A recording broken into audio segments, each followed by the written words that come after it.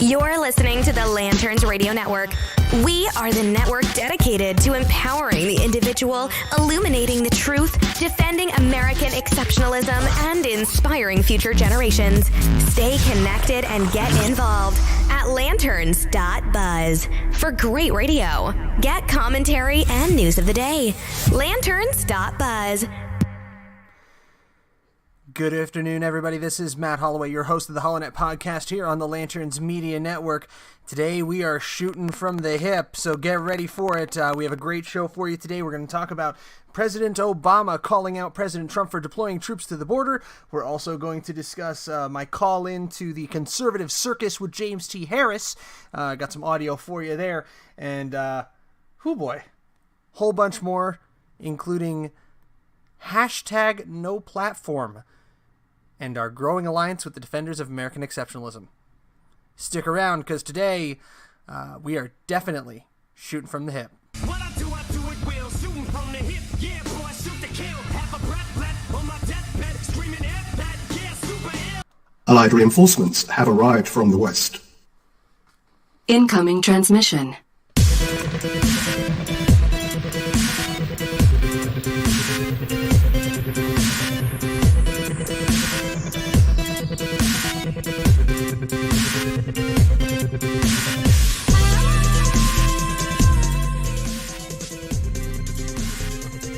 You're listening to the HoloNet podcast on the Lanterns Media Network. The new conservative resistance begins right here, right now.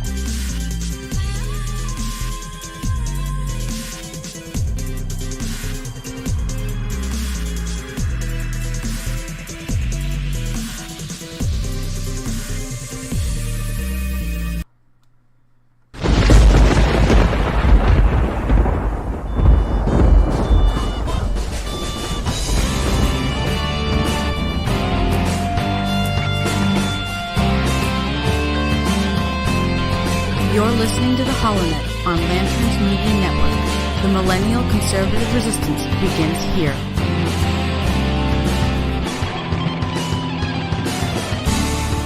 It's political malpractice. That's right, it's political malpractice.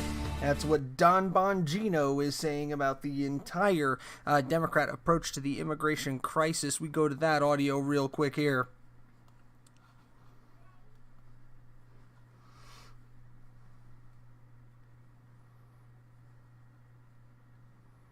The Democrats' entire approach to immigration is a political stunt because they're not serious about it. You know, it is perfectly fair and legitimate and a good thing in the United States that we can have an honest debate about the role of immigration in our economy, our culture, our society. Fair enough.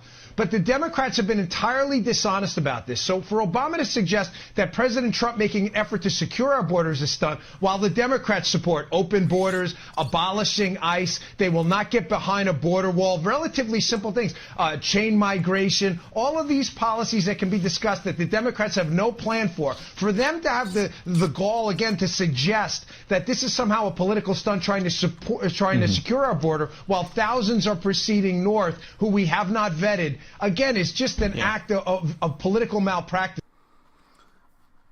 An act of political malpractice, according to Don Bongino on Fox. You can check that out on foxnews.com. I got news for you, Don. It gets even better. Yes, it does. It gets even better. In the news today, Obama mocks Trump, says sending troops to the border is a political stunt. Is coming in from Carlos Garcia, and actually this is a story, it's 2 days old now. But anyway, former President Barack Obama mocked President Trump for sending troops to the border in a speech on Friday intended to help Democrats get their vote out. Quote, a bunch of poor refugees 1,000 miles away.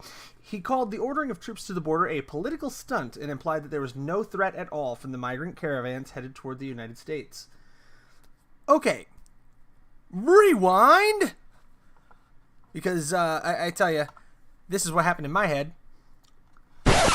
when Obama said this, because in 2010, I remember, didn't he send 1,200 troops to the border to boost security along the U.S.-Mexico border?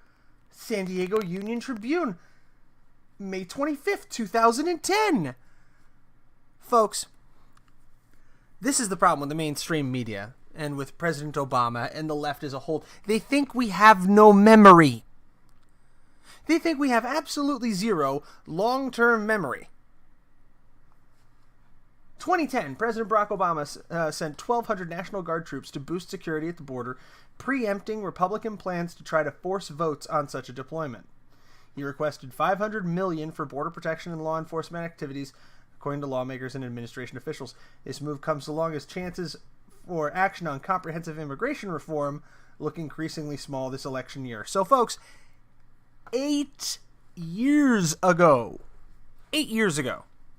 a newly minted President Barack Obama sent 1,200 troops to the Mexican border. Sent over 1,000 troops. Granted, now we're talking about like 5,000 troops that are getting deployed by President Trump. But one man's political stunt is another man's response to a public outcry, apparently. It's only a political stunt when a Republican does it.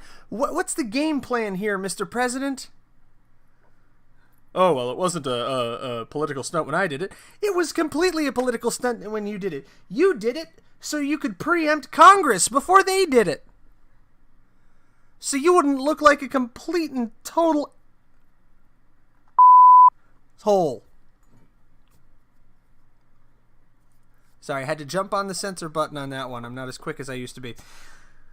Anyway, I kind of came out of the gate swinging this time because I had to take a couple of weeks off to welcome our little baby girl, Aloria, who is sleeping a couple of feet behind me here in her crib, into the world. Yeah, that's right. I kind of lost my recording space to my children because, being a dad, that happens.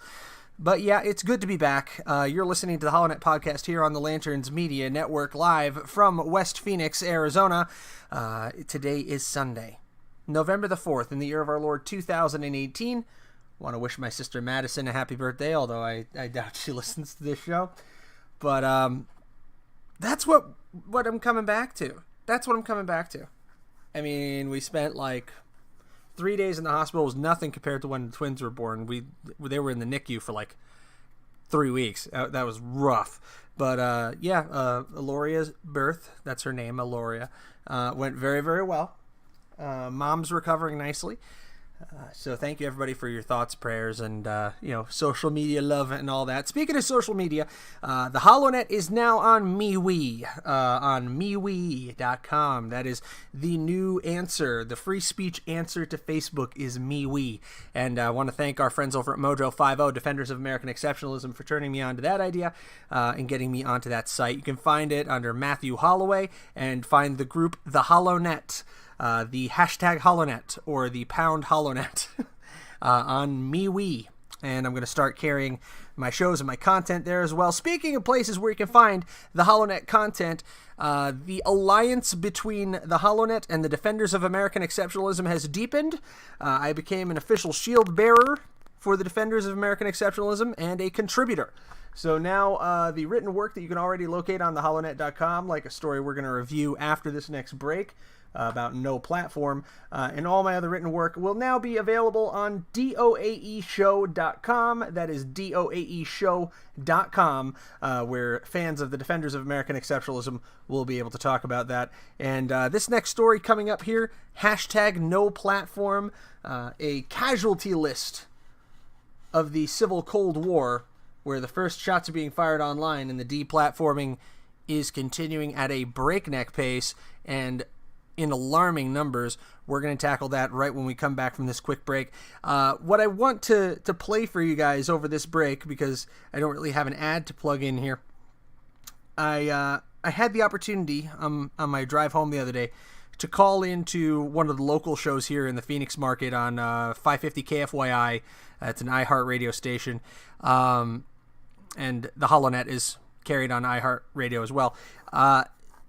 Called into James T. Harris's Conservative Circus, and I probably slice and dice this up a little badly, but I wanted to play it for you because what James T. Harris was reviewing is in the Arizona Daily Independent, the ADI, who I've reached out to, by the way, and I'm looking to open up possible collaboration with, because that's a solid conservative publication out of Tucson.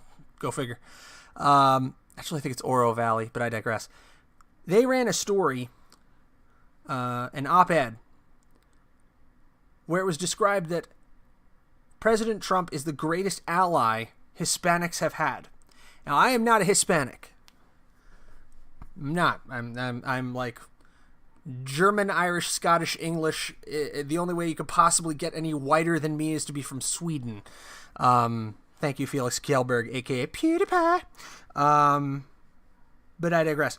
I am not Hispanic. My late stepfather, Angel Luis Rodriguez Sepulveda Graciani. Of course, that gets shortened considerably here in the U.S. His friends called him Malo. He was a Puerto Rican man, and he was a Hispanic man, and he was a huge Trump fan, a huge Trump supporter. And what makes that interesting is he was completely apolitical, a non-voter for over 2 decades. And listen to that audio now. This is from James T. Harris's Conservative Circus, is my call-in from last week. President Trump is the best ally Hispanics could ever want. Do you believe that? Ladies and gentlemen, children of all ages, welcome to the Conservative Circus with James T. Harris. Another exclusive found on the pages of the Arizona Daily Independent. You have Steve Cortez. He said, Democrats want your vote. President Trump wants your potential. Wow. Democrats champion themselves as the party for Hispanics, but they don't back it up with policies that will actually help us. Instead, they just offer handouts and portray Republicans as racist, then arrogantly assume that we'll fall for their cynicism and their divisive ploys every time. When it comes to identity politics, Democrats play the game as well as anyone. But when it comes to giving people a leg up, instead of a handout, President Trump is the man for the job. And notice, Mr. Cortez did not say Republican Party. He said President Trump. When the Hispanic unemployment reached a historic high in 2011, then businessman Donald Trump knew something had to change. After just 21 months in office, President Trump has done more for Hispanic Americans than any president in history. As a direct result of the president's pro-growth, pro-business agenda, Hispanic unemployment is now at its lowest rate ever recorded. It's exactly what Hispanics have been waiting for, clearing the path for an explosion of entrepreneurial ambition that had been suppressed by the Washington establishment for decades. When Democrats try to lure minority voters with handouts, they're really just holding them back from fulfilling their potential. In President Trump's economy, the opposite is happening. I happen to agree with this gentleman 100%. I'll tell you what, open up the phone lines. 602-260-5394. If you are an American of Hispanic descent, an American of Mexican descent, give me a call. 602-260-5394. The question is President Trump the best ally Hispanics could ever have? That is my question. I need to figure out where to bottle some of the energy that James T. Harris has. I mean, that guy sounds excited about everything all the time. But I do think I deflate him a little bit. I might have hit him with a little bit of downer because, Pops passed away back this past July. But skipping right to my call in here. A little bit of an ugly cut. Sorry. For a unicorn, because I was looking at the same thing and came to the same conclusions. All right, let me go to Matt in Litchfield. Matt, welcome to the Conservative Circus. James, how you doing? Fantastic. Are you an American of Hispanic descent? Nope, but my stepdad was, and he passed away in July. I'm sorry for your loss. No worries, man. But I did want to call in because he broke a 20-year-plus non-voting streak to vote for Donald Trump for president because he believed in his heart that Donald Trump was the biggest advocate for Hispanic Americans and for legal immigration And he broke that 20-plus year streak. This man was an entrepreneur, a business owner, a biker, and he was not involved politically at all. But he got out and he voted in 2016. Because he was inspired by Donald Trump. He was inspired by what Donald Trump, the things that he was saying, and he believed in what he was promising. Absolutely. And he always laughed at me because I'm the political one. You know, I'm the blogger, I'm the podcaster and all that. But, you know, he never was. But he got out there and he voted, and he loved President Trump. Fantastic. Thank you very much, Matt. It's Stanford University study estimated that Hispanic-owned businesses could add an additional $1.4 trillion to the U.S. economy by catching up to the average revenues of other businesses. You know, I'm kind of glad that James, excuse me, that James actually stopped me right where he stopped me at, because I was getting a little emotional in the car. Yeah, my pops, Angel, passed away this past July. And as I said, extremely apolitical man. You know, he would always laugh about, you know, both sides just trying to screw you, and he tried to stay out of that kind of stuff. But he became energized by the Trump candidacy.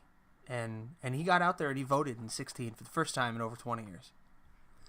Because he actually felt the president was someone who could be relied upon, could be counted on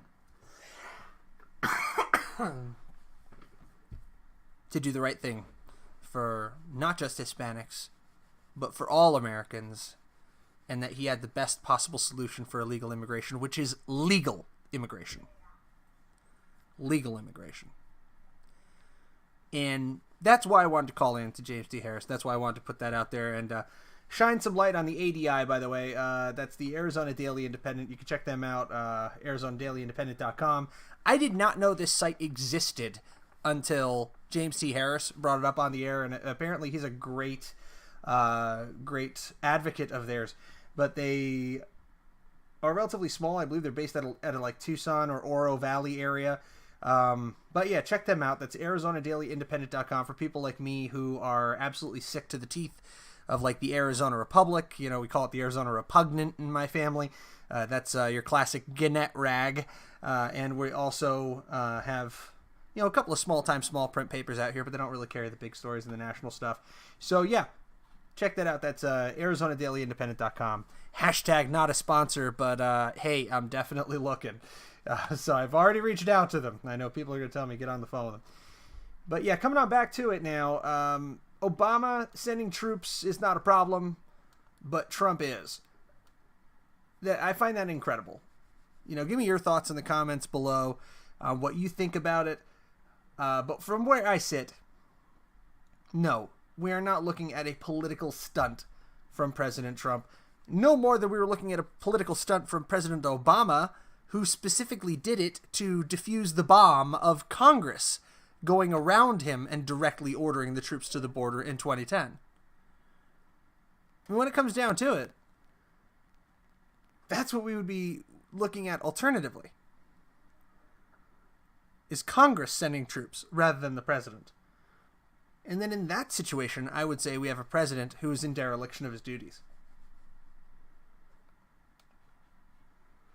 So going back to theholonet.com, trending on the Holonet right now. If you're looking on screen there and on my Twitter, there's a nice picture of my pops. I tweeted out James T. Harris, and I thanked him for taking my call. But trending on theholonet.com right now, hashtag no platform is the opening salvo of the cold civil war, and here's the list of casualties so far. You can check this out on theholonet.com. I go on to list chronologically, you know, some of the major players on the right and just in general, you know, even if they're not political, that have been basically shut down, that have been so thoroughly deplatformed, sometimes just on Twitter, sometimes across multiple platforms like Facebook and Instagram, that the censorship is fairly obvious. And it began with Robert Stacey McCain back in February 2016, right-leaning journalist. You know, Milo Yiannopoulos back in July of 16, Anthony Cumia of Opie and Anthony fame, who got in trouble just for being Opie and Anthony. Carl Sargon of Akkad Benjamin. You hear me refer to Sargon of Akkad quite a bit on this show. That was back in August of 17. Roger Stone. Like him or hate him, this guy's been a political mover and shaker for 20 years. He got hit with the ban hammer pretty early. James Alsop. Paul Golding, Jada Franson, and the entire Britain First Party got hit with the ban 18 December 2017. Now, I don't like the platform of the Britain First Party. I don't agree with Paul Golding and Jada Franson's methods. I think some of the things they've done are unfortunate and abhorrent, like breaking into a mosque during services and confronting an imam and things of that nature. These are all things where I see it and I shake my head and I go, this doesn't help anybody. This doesn't move any policy or or make any progress. You know, this doesn't move anything forward. You're actually hurting your cause by being that type of person. But they were banned as well. And that's a pretty interesting step. Banning an entire political party, even if it's a small fringe party. Britain First was picking up some steam back in 17 to the point where President Trump actually retweeted them. And I think you'll find a lot of their policy points pretty agreeable. You'll find a few that are quite abhorrent and Islamophobic to an extreme.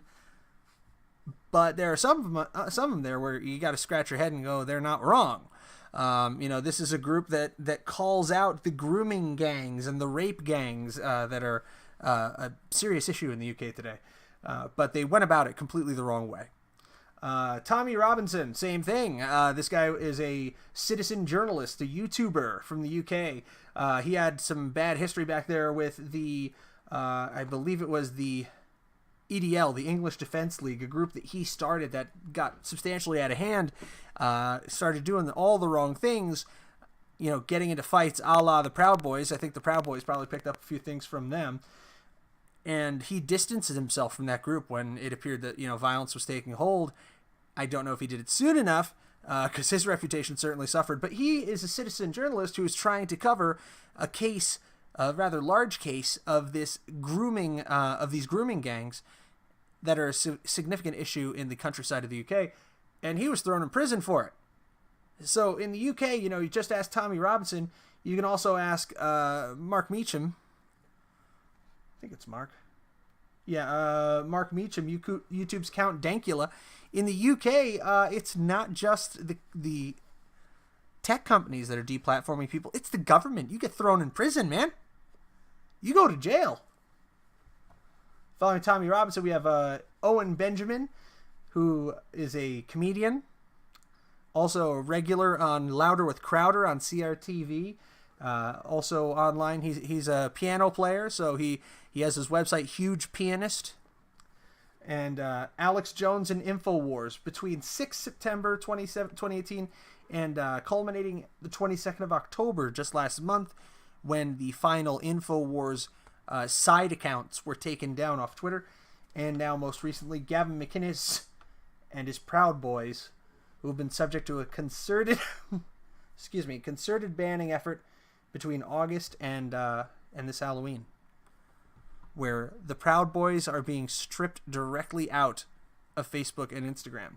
I also have some recent information here coming from my good buddy Stephen Airy that there were many groups that have been hit with this ban that are moving on to other platforms and now just creating online personas in protest and online groups in protest. Apologize to everybody for the coughing. I'm still getting over my allergies this year. It's been a bit of a challenge.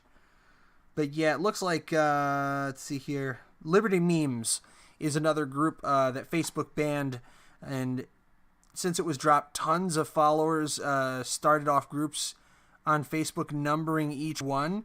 The group then moved to MeWe, and those that moved with it started making Facebook groups in protest. So Facebook right now is playing whack-a-mole with these guys, just knocking down every group that pops up to try to defeat the Liberty Memes movement there. So check it out on theholownet.com. You can also find it on doaeshow.com. But I end it with this. Gird yourselves, friends. They're going after much larger targets now. They're emboldened by their successes, and the battlefield belongs to them. They proved it this week when, in a concerted effort of web providers and pay services, they even took down Gab.com. Gab, which is a free speech alternative to Twitter. So now, not only is Silicon Valley going after conservatives and free speech advocates, when your prey goes to ground, leave no ground to go to. And with that, we're going to take a short break. When we come back, we're going to get into some election news coming up here in Arizona. And we're also going to talk about the Supreme Court. Now following the Kavanaugh installment there, it appears that the Supreme Court has a pretty hefty decision on their hands. You're listening to the HoloNet Podcast here on the Lanterns Media Network. Stick around.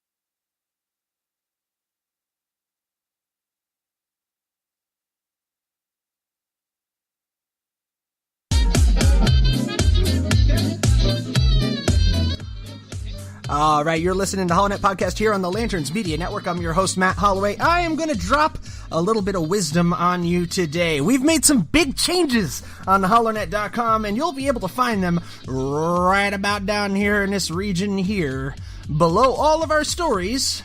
And when you're reading a story on the holonet.com, boom, you've got our related products, which you can pick up. These are conservative tomes. These are the sources of our knowledge when it comes to the conservative movement here in the United States, and some of them are just good fun. You'll see here the Constitution of the State of Arizona. You can pick that up. Biopic on Ted Kennedy, Identity Crisis, the 2016 presidential campaign, Rules for Radicals Defeated, and Understanding the Arizona Constitution. Now, these are ads by Amazon. Full disclosure, when you purchase something off of Amazon.com on the HoloNet, that does go towards supporting our page, supporting our content. So please, make sure you check that out on the holonet.com. And now, here's the really cool part, our recommended reading list. Now, I posted this back on Facebook a while back, and here we have all the must-haves. The Constitution of the United States and the Federalist Papers, the Bible Promise Book, New World Translation of the Bible, and holy crap, Sean Hannity, Glenn Beck, Jerry Doyle, Ann Coulter, Bill O'Reilly. There's a lot of Beck on here. I read a lot of his stuff. Dinesh D'Souza, Greg Gutfeld, and of course Atlas Shrugged by Ayn Rand. If you want to pick up any of these recommended books, you can do that on the holonet.com/p/Matt's reading list, or just go to the holonet.com, click recommended reading. Finally, to take on a little tour here to the special offers section on the holonet.com. We have a free trial from Audible. You get 2 free audiobooks. You can start your free month of Amazon Prime Video. You can download free Kindle reading app and get $3 towards your ebooks, or start your free trial, your free 30-day trial of Amazon Prime. That's right, the HoloNet is now a member of the Amazon affiliate program. So please, if you want to check out any of those great services, go to holonet.com, click special offers, and get that today. That's on the holonet.com. Now back to the show.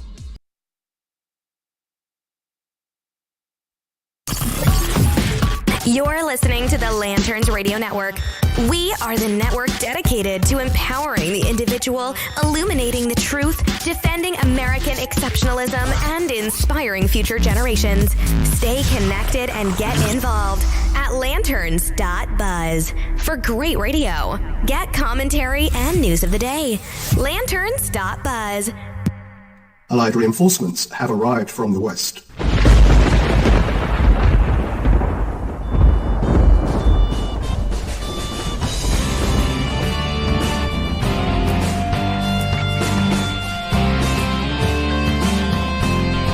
You're listening to the HoloNet on Lanterns Media Network. The millennial conservative resistance begins here.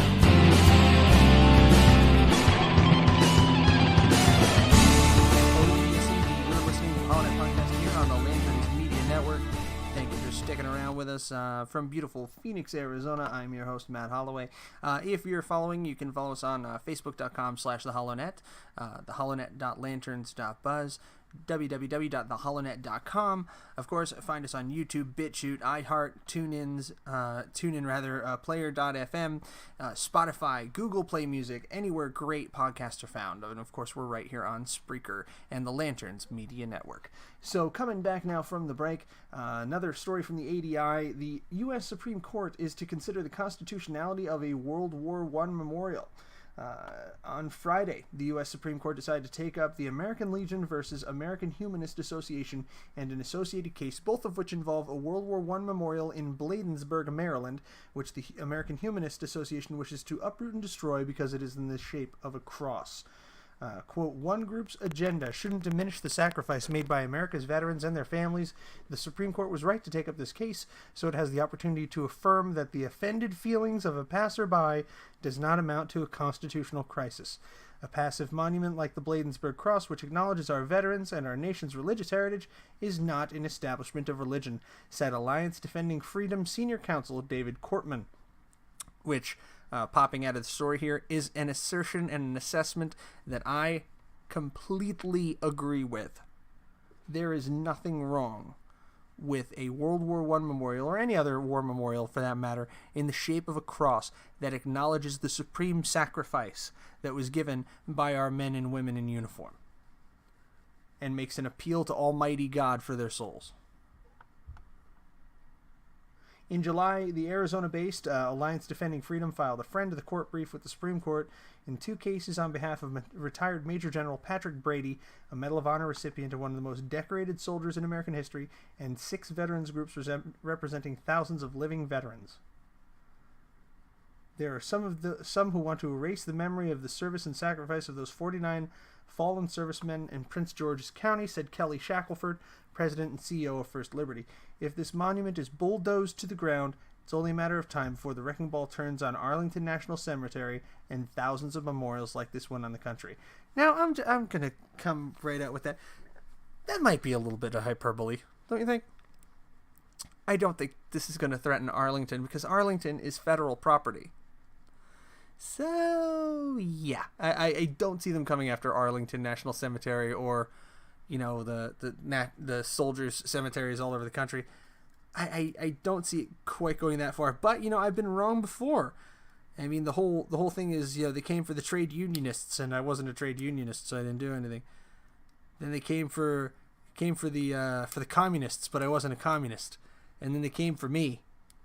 So, yeah, I say stop them here. I'm really interested to see what the Supreme Court does for this. I've been following cases like these for about 3-4 years now, where World War I memorials are being threatened because of their religiosity. You know, Texas is really big for this. Gigantic, huge crosses reaching out of the flatlands there into the sky. And what really burns me, what really bakes my biscuits here, is when these organizations like the Humanist Organization or Freedom from Religion Foundation, whatever that means, when they go after these tiny towns in the middle of nowhere where one court case is enough to break their entire city budget and they have to settle. And it's pure blackmail. It is a massive organization picking on a small town on behalf of, quote-unquote, someone in that town or someone who passed through that town and was offended. And it always cheers me when, you know, judges throw out these cases because there's no aggrieved party or because they can't prove injury. And that's what I would say here is prove injury. Prove how this cross, this memorial to our World War I soldiers is injurious to someone. Prove that it has deleterious effect. Prove that it is, in fact, establishing a religion. You can't. Let the dead rest. let their monuments stand to their memory, and just move on with your lives. Instead of being so offended, how about you just sit back and take a moment of grateful reverence for people who died for your right to be offended. Now coming up, just recent story came out here November 2nd as well. According to The Blaze, written actually by Glenn Beck himself, Project Veritas Action Fund released a shocking video Thursday that allegedly shows staffers for Texas Democratic Senate candidate Beto O'Rourke's campaign discussing the illegal use of campaign funds to help Honduran immigrants. Read more on this here, which takes us to ProjectVeritas.com. Now, there are a whole lot of allegedlys on here. The way this is written, this is a lot of CYA. So I approach these stories and I approach these items from Project Veritas very, very carefully. But here's this. I'll provide the link in the below. Quote, nobody needs to know. Beto campaign appears to illegally spend funds on supplies for caravan aliens. Campaign manager says, don't worry. Couple of quotes. I just hope nobody that's the wrong person finds out about this. It's effing happening.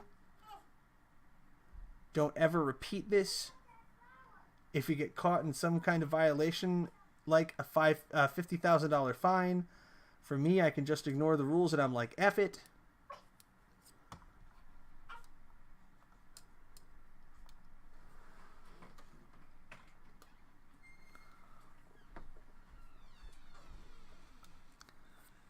Either way, it's very disturbing information coming out of Texas from Project Veritas and bears some checking into.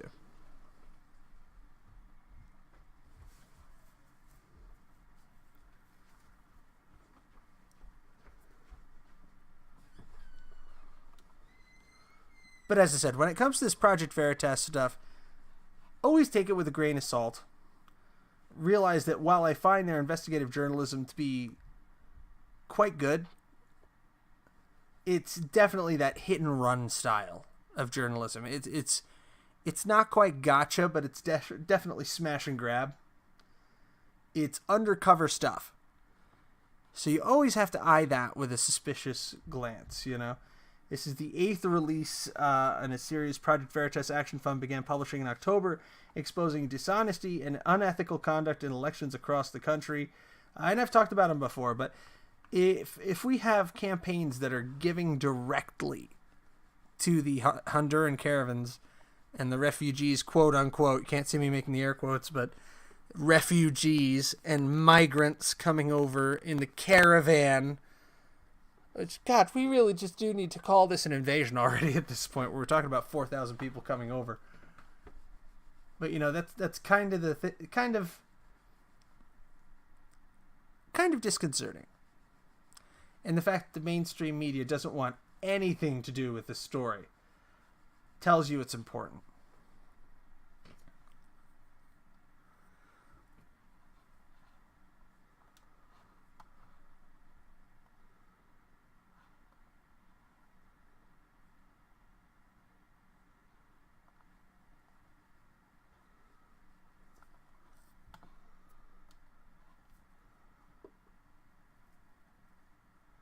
The Hondurans, yeah, I'm going to get some food right now, just like some stuff to drop off.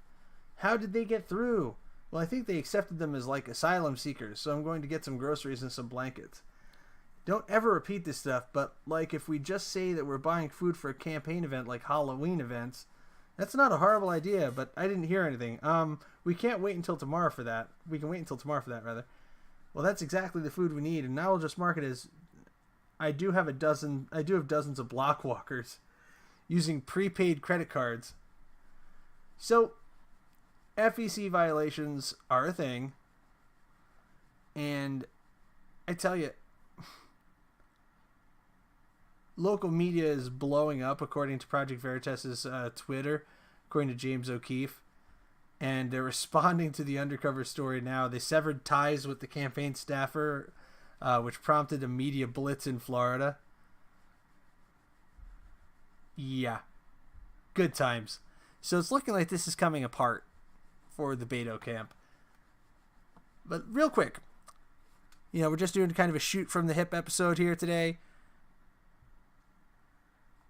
Let's check out RDP, or realclearpolitics.com.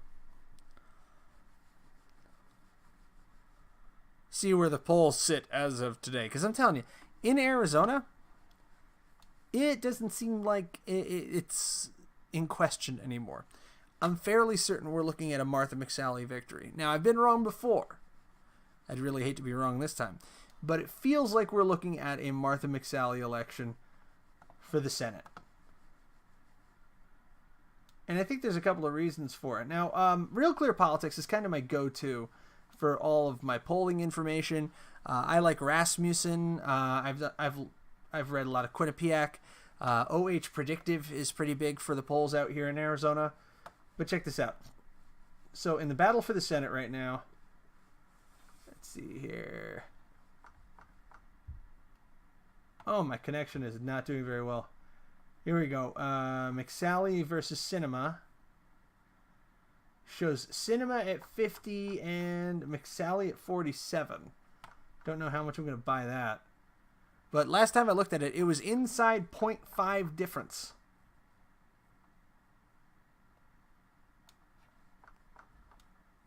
Between the two of them. So let's see here. Governor's races, 18 Democrats to 21 Republicans, 11 toss-ups. Battle for the House, they're still saying 202 to the Democrats to 196 GOP with 37 toss-ups in the middle. I really do believe that we are going to see a much stronger Republican turnout than even they're anticipating at this point, because the electorate is energized. People are getting out and registering to vote. And it appears that Real Clear Politics is having some problems today. Here we go. I'm betting this website's very busy.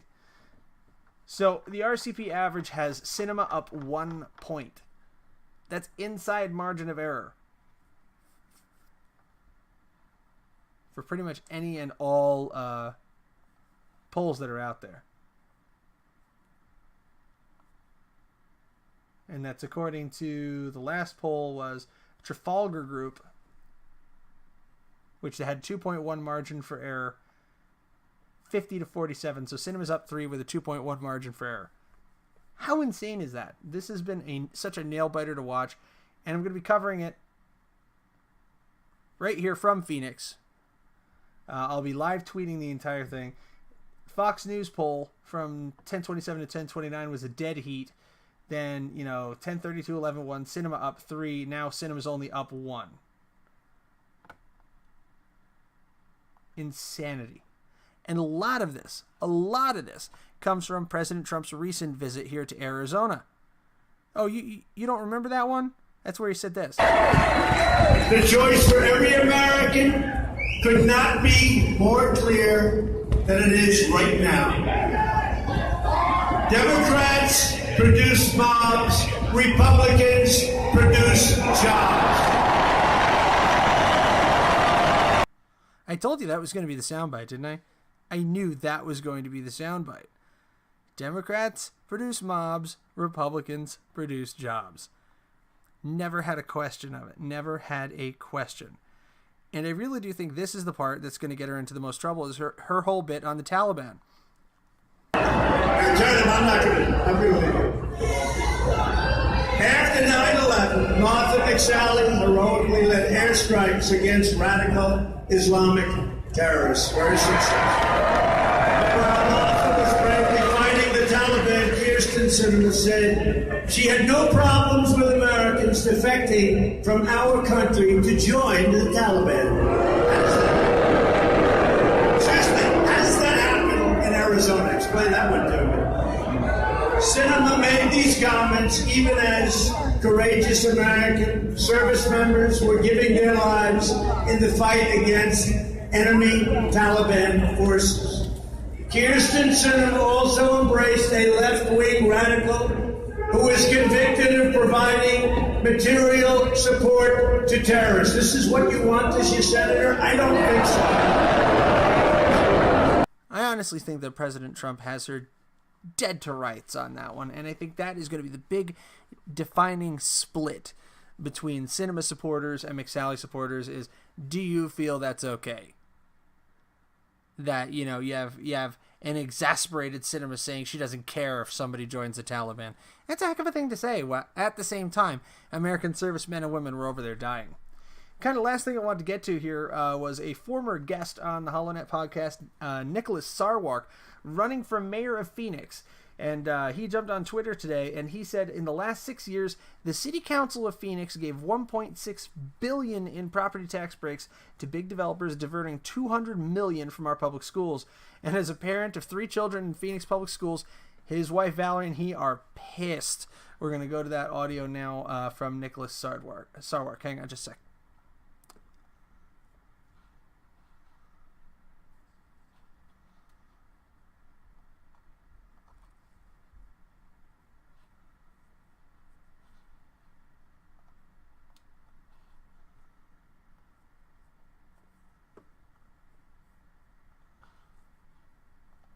Over the last 6 years, the City Council gave $1.6 billion in property tax breaks to big developers, diverting $200 million from our public schools. As parents of 3 children in Phoenix public schools, my wife Valerie and I are pissed. My opponents were eager to put on red shirts and march to the Capitol, but their votes to divert education funding to big developer profits showed their true colors. Every time the city gives out one of these deals, you pay the price, either in higher taxes or reduced city services. As your mayor, I will put a stop to these backroom deals for big developers paid for with your money. I'm Nicholas Sarwark, your candidate for mayor of Phoenix.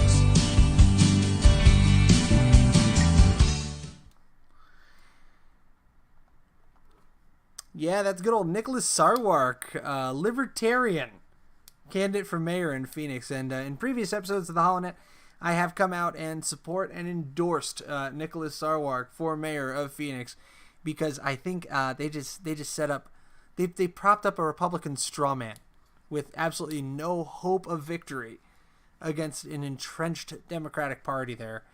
And I think Nicholas Sarwark could be the upset. And I think this is the best time in this nation's history for us to get serious about third parties.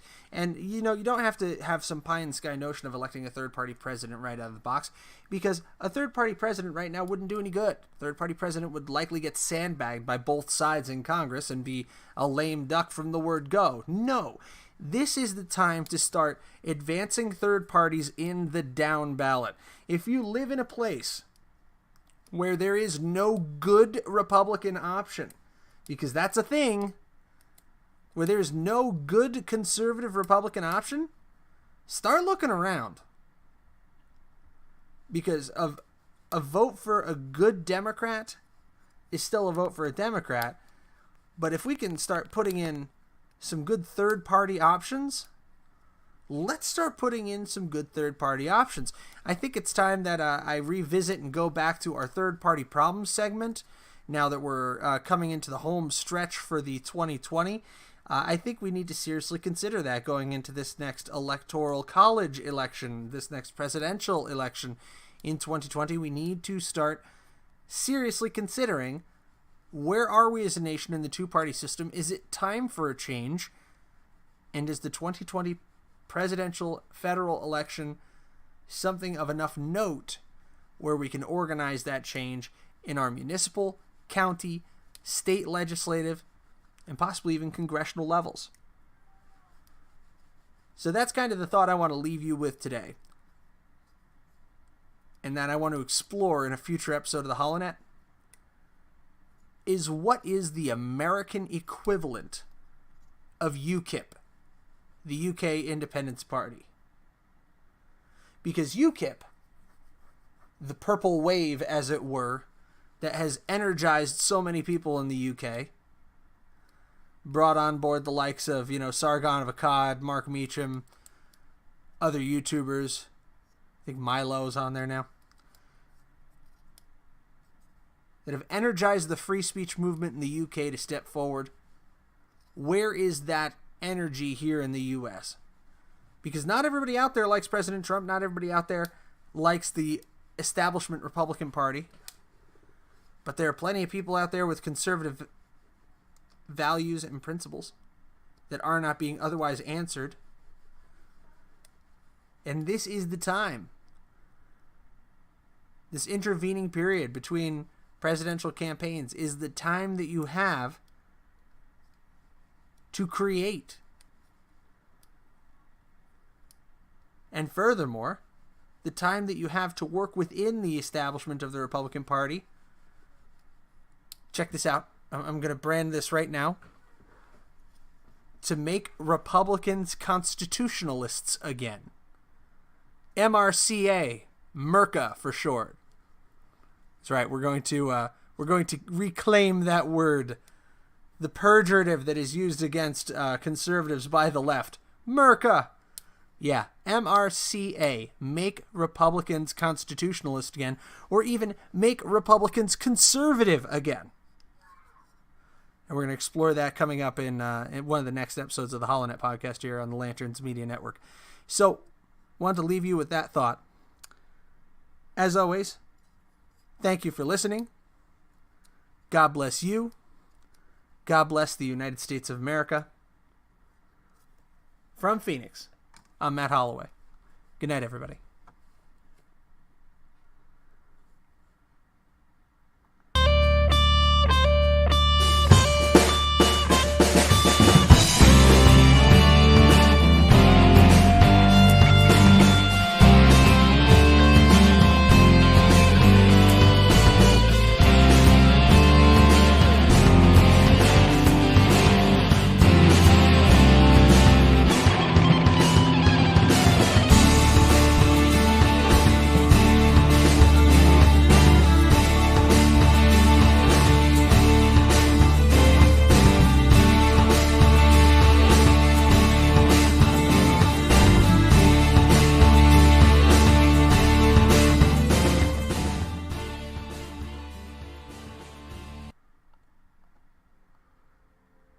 Hey everyone, this is Matt Holloway, and I hope you're enjoying our podcast so far. It's been exciting putting this together for you, and I'm looking forward to many more to come. I did want to let you know that in setting up the HoloNet and getting everything launched here, we've gone ahead and set up a page on Patreon.com. Now, if you haven't heard of Patreon, Patreon is a website that's similar to other crowdfunding sources that allows you to support on a month-to-month basis those sources, those artists, and those groups that you really care about and that you're passionate about. And I hope that we can ignite passion in a lot of people to become more involved in the political process, and also to become involved in the conversation and to keep that political dialogue alive. So I'd like to humbly ask you today to consider becoming a patron of the HoloNet on Patreon.com, and you can access that at Patreon.com/TheHoloNet. We have various levels of patronage. You can become a patron for as little as $1 a month, which unlocks exclusive content for the Patreon community, such as a feed of patron-only content. Then you have a $5 option, which gives you behind-the-scenes access to blog about the different inspirations that we have. It'll give you access to patrons-only polling. And then we have a $10 option, which gives you a signed digital poster plus everything else. $20 option, which gives you name in the credits on the site, and all other rewards. And we even have a segment sponsor package available on Patreon, which is $125 a month, which entitles you and your business to a 60-second ad as a segment sponsor during the podcast, of course, subject to content approval. So if you would like to become a patron of the HoloNet, we would be greatly thankful to you, and it's going to go toward a solid cause of generating this sort of millennial constitutional conservative content that is so lacking in our media today. So thank you for your time, for your consideration, and for being a part of the HoloNet. Here we hold the line against the night, and the millennial conservative resistance begins here. You're listening to the HoloNet podcast on the Lanterns Media Network. The new conservative resistance begins right here, right now.